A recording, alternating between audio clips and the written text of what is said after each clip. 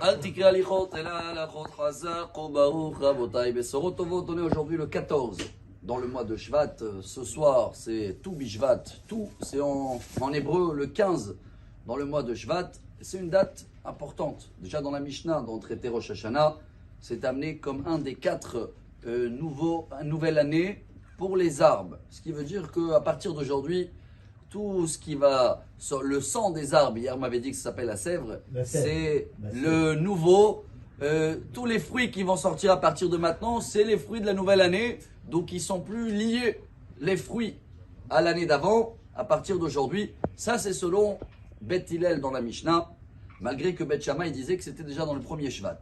Chers amis, ce qui est incroyable, et je trouve que c'est un très bon message et important, surtout en ce moment, on est en pleine guerre, on est dans des journées compliquées, il y a beaucoup de nos enfants, des frères, des amis qui sont en train de combattre, et on a tous un but, on veut voir les fruits, on veut voir le résultat, et on a l'impression qu'on ne sait pas où on va.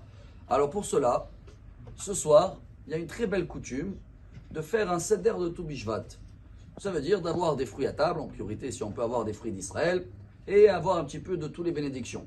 Quand vous recherchez un petit peu la source de ce seder de tout Bishvat, il est écrit nulle part, ni dans le Talmud, ni dans les Midrash, ni dans la Torah. Alors, c'est où ça vient? On a fait un peu des devoirs. Rav Ovadia Yosef, il amène la source originale. C'est un rabbin d'origine marocain. Il s'appelait Rabbi Issachar Ibn Soussan. Et lui, il a vécu dans l'année 1500. Il est né 1504. Dans la même période de Shulchan Aruch, Rabbi Yosef Karo. Il y a 500 ans en arrière.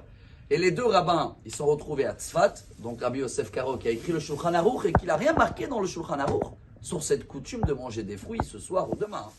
Mais ce rabbin-là, qui a écrit un livre, Tikkun Issachar, donc Rabbi Issachar Ibn Soussan, il a écrit comme ça, je trouve ce message formidable. Il dit, comme c'est une journée de joie à partir de ce soir et demain, donc il n'y a pas de supplication Tahanoun, on n'a pas le droit de jeûner, et Ahenu Ashkenazim, Ishmerem Tzuram Vihayem, et nos frères Ashkenaz, que Dieu les protège, ils ont l'habitude de faire une belle table avec des fruits. Donc la première source pour cette belle coutume qu'on va tous faire ce soir, c'est une source Ashkenaz, qui remonte à 500 ans en arrière. Déjà aujourd'hui on a appris la source de pourquoi pas être Ashkenaz quand il faut être Ashkenaz aussi. C'est le message justement d'Ardout, on se retrouve tous autour d'une table et on est en train tous de demander à Dieu que tout ce qu'on va faire dans notre vie, particulier et surtout dans le pays, qu'on va voir des fruits rapidement. On veut voir des bons résultats. Alors pour cela, chers amis, chacun ce soir n'a pas besoin de dire non c'est comme ça, tout est bon. C'est pas une obligation, mais c'est un très grand bonus pour demander à Dieu. Après bien sûr qu'ils ont rajouté le Ben Ishra, il a écrit une prière spéciale pour le Etrog.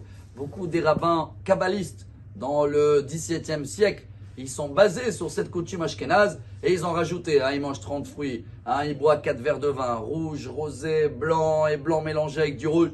Tout est bon, tout est beau. L'important c'est de se retrouver autour d'une table. Comme dans l'armée, ils sont tous ici, ashkénazes, séfarades, religieux, pas religieux, ils sont unis et ils demandent tout ce que nous aussi on va demander ce soir à Dieu. Dieu, on veut voir des bons fruits, des bons résultats, des bons enfants, des bons petits-enfants. Tout ce qui peut porter fruit, c'est à nous de le demander à partir de ce soir. Et Bezrat Hashem, très vite, c'est Shabbat Shira. On va voir que Dieu va nous donner que des bonnes raisons pour le remercier, pour chanter autour de excellents fruits. Tout Bishvat Samer, Amar Rabbi Elazar.